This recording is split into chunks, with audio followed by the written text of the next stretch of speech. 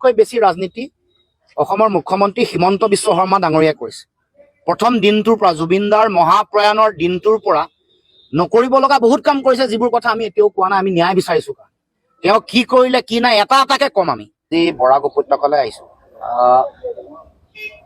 দুটা লক্ষ্য আৰু উদ্দেশ্য লৈ। এটা, আমি সমন্বয়ৰ মহান বাৰ্তা এটা বিলাবৰ কাৰণে, কাৰণ আমি বৰাক উপত্যকা আৰু ব্ৰহ্মপুত্ৰ উপত্যকাৰ মাজত সমন্বয়ৰ সেতু শক্তিশালী আৰু সুদৃঢ় কৰিবৰ কাৰণে আমি লক্ষ্য লৈ আমি আৰম্ভণিৰ পৰা কাম কৰি আহিছো। আমি সেইকাৰণে আমাৰ মটটোৱে হ'ল আমি আমাৰ অসম প্ৰথম সদায় আৰু চিৰদিন। আমি অসমখনক ঐক্যবদ্ধ কৰি ৰাখিবৰ কাৰণে এটা সময়ত এক অসম যাত্ৰা আমি আৰম্ভ কৰিছিলো।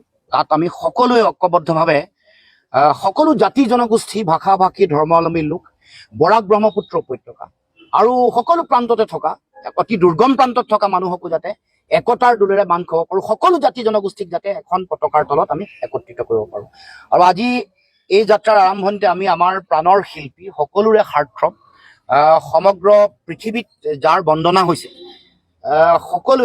সকলোৰে মাজত মানৱতাৰ জয়গান গোৱা যিগৰাকীয়ে নিজৰ গান, নিজৰ বোলছবি, চিনেমা আৰু বিভিন্ন সামাজিক কাম কাজৰ যোগেদি সমগ্ৰ অসম, উত্তৰ পূৰ্বাঞ্চল, ভাৰত আৰু পৃথিৱীৰ মানুহৰ মাজলৈ এটা মহান আদৰ্শ আৰু চিন্তা, এটা দৰ্শন মানুহৰ মাজলৈ প্ৰেৰণ কৰিছিল। আৰু সেইগৰাকী মহান শিল্পী জুবিন গাৰ্গৰ এই ঠাইখন আছিল তেওঁৰ শিক্ষাৰ ৮ম শ্ৰেণীলৈকে ইয়াত পঢ়িছিল।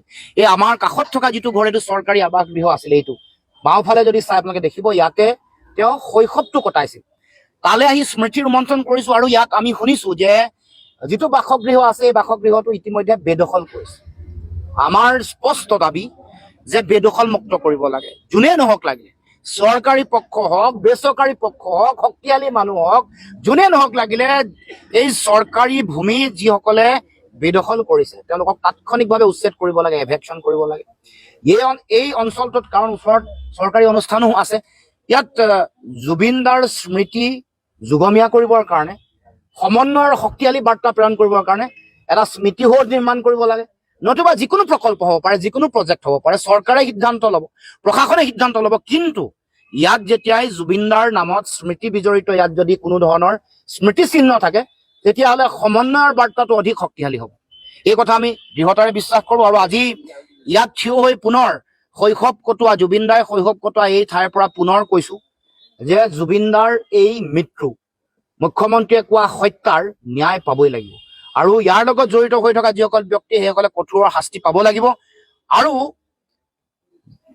যিসকল ব্যক্তি দোষী, যি স্তৰতে নাথাকক লাগিলে, যি পৰ্যায়ৰ নহওক লাগিলে, যিমান শক্তিশালীয়ে নহওক লাগিলে, তেওঁলোকক শাস্তি প্ৰদান কৰিব লাগিব। এইটো আমাৰ আজি ইয়াৰ পৰা শৈশৱ কটোৱা এই পবিত্ৰ স্থানৰ পৰা আমি পুনৰ আহ্বান জনাইছো, পুনৰ দৃঢ়তাৰে দোহাৰিছো যে জুবিনদাৰ এই মৃত্যুৰ ন্যায় আমি পাবই লাগিব। জুবিনদাৰ এই শৈশৱ কটোৱা জেগাৰ পৰা কৈছো, আটাইতকৈ বেছি ৰাজনীতি অসমৰ মুখ্যমন্ত্ৰী হিমন্ত বিশ্ব শৰ্মা ডাঙৰীয়াই কৰিছে। প্ৰথম দিনটোৰ পৰা জুবিনদাৰ মহাপ্ৰয়াণৰ দিনটোৰ পৰা নকৰিব লগা বহুত কাম কৰিছে, যিবোৰ কথা আমি এতিয়াও কোৱা নাই। আমি ন্যায় বিচাৰিছো। তেওঁ কি কৰিলে কি নাই এটা এটাকে কম আমি। আৰু তেওঁ যোৱাকালি কৈছে যে হত্যা ৮ বছৰ আগৰ পৰাই ষড়যন্ত্ৰ ৰচনা কৰিছে, হয় নহয়? বিধানসভাৰ মজিয়াত কৈছে ৮ বছৰ আগৰ পৰাই বোলে হত্যাৰ ষড়যন্ত্ৰ ৰচনা কৰিছে। এতিয়া ৫ বছৰ হ'ল মুখ্যমন্ত্ৰী কোন হৈ আছে? হিমন্ত বিশ্ব শৰ্মা। ৫ বছৰ হ'ল গৃহমন্ত্ৰী কোন হৈ আছে? হিমন্ত বিশ্ব শৰ্মা। ৫ বছৰ জুবিন গাৰ্গ ডাঙৰীয়াক হত্যা কৰাৰ ষড়যন্ত্ৰ কৰি থকা মানুহবোৰক কিয় কৰায়ত্ব কৰিব নোৱাৰিলে? আমাৰ জাতিটোৰ সম্পদ জুবিন গাৰ্গ ডাঙৰীয়াক কিয় ৰক্ষা কৰিব নোৱাৰিলে? মৃত্যুমুখলৈ কেনেকে ঠেলি দিবলৈ এৰি দিলে? তাৰ কাৰণে জগৰীয়া অসমৰ মুখ্যমন্ত্ৰী। জুবিন দাক মৃত্যুমুখলৈ ঠেলি দিয়া মূল জগৰীয়া মানুহগৰাকী অসমৰ মুখ্যমন্ত্ৰী। এইটো যোৱাকালি বিধানসভাৰ কথাত স্পষ্টকে প্ৰকাশ হৈছে। সেইকাৰণে হিমন্ত বিশ্ব শৰ্মাই নিজৰ দায়িত্ব স্বীকাৰ কৰি তাৎক্ষণিকভাৱে আজি আৰু কাইলৈৰ ভিতৰতে পদত্যাগ কৰিব লাগে। কাৰণ ৮ বছৰ আগৰ পৰা হত্যাৰ ষড়যন্ত্ৰ চলি থকা বুলি অসমৰ মুখ্যমন্ত্ৰীয়ে যেতিয়া ক'লে, ৫ বছৰ যদি মুখ্যমন্ত্ৰী হৈ আছে, গৃহমন্ত্ৰী হৈ আছে, সকলো কথা জানে, ইণ্টেলিজেঞ্চ আছে, ৰক্ষণাবেক্ষণ দিব পৰা নাই। ৰক্ষণাবেক্ষণ নিদি মৃত্যুৰ মুখলৈ এৰি দিলে দায়িত্বটো কাৰ হ'ব? মৃত্যুৰ যদি আগজাননী পাইছে মুখ্যমন্ত্ৰীয়ে, তেতিয়াহ'লে আৰু তেওঁ বাৰে বাৰে কৈ আছে, তেওঁ SIT গঠন কৰাৰ আগতো ক'লে হত্যা হোৱা বুলি, এতিয়াও চাৰ্জশ্বিট দিয়াৰ আগতে দৃঢ়তাৰে কৈছে তেওঁক হত্যা কৰা হৈছে বুলি। এই কথা বতৰাবোৰ বাৰে বাৰে কৈ থকাৰ পিছত আমি দুদিনমানৰ আগত সুধিছিলো যে আপুনি জনাকে হত্যা হৈছে নেকি? তেওঁ কালি তাতকৈ আগলৈ গৈ ক'লে যে ৮ বছৰ আগৰ পৰা হত্যাৰ ষড়যন্ত্ৰ ৰচনা কৰা হৈছে। তাৰমানে আপুনি চব জানে, চব জনাৰ পিছত ৰক্ষণাবেক্ষণ জুবিন দাক জাতীয় সম্পদক কিয় ৰক্ষা কৰিব নোৱাৰিলে তাৰ কাৰণে আপুনি জগৰীয়া নহয় নেকি আমি প্ৰশ্ন উত্থাপন কৰিব বিচাৰিছোঁ।